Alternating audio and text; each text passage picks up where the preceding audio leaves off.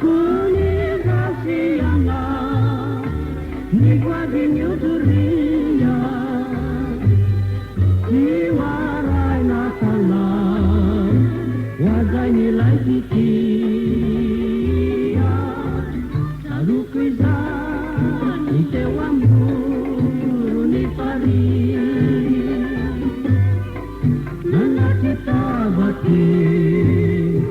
yang diamburu dia nana kecil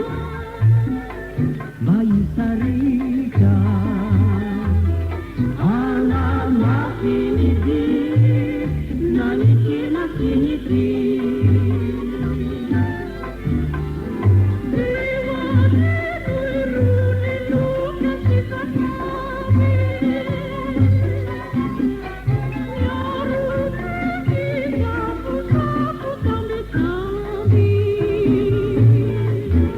Kena kalu, basi malu,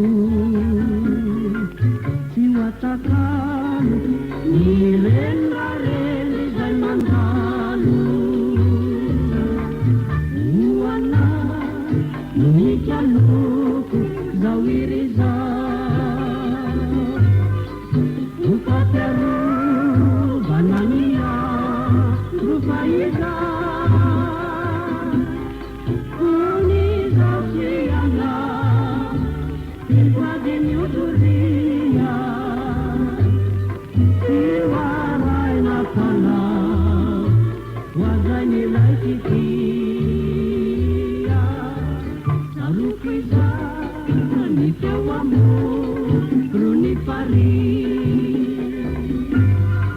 Nana kita batim yang diamburu dia nana sakit